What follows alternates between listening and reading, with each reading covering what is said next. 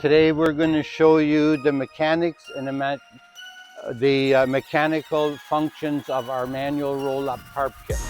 We have an all aluminum stainless steel bearing pulley here that runs on steel bearings to undo the tarp. And you take the tarp and you walk it to the back and you hook it into the back end of the tarp. Holders that are standard back here.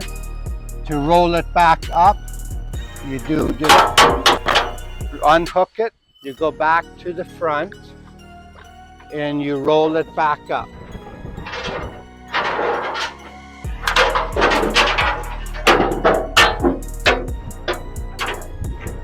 And then you lock it in place and it holds there in the saddles that are made up top there for the tarp to sit in.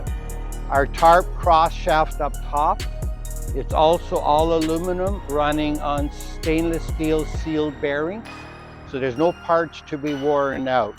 The pulley runs on sealed bearings, the shaft runs on sealed bearings, and it's belt driven for safety of pinching fingers in a chain application. Okay, this crank mechanism is currently in a lock position, so the tarp cannot automatically unroll by itself.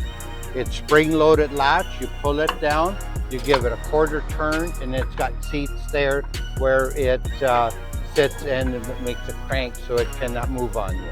When you're done rolling the tarp up, you pull down and you roll over, and it spring-loaded latches it right back into the lock position, so it cannot unroll by itself.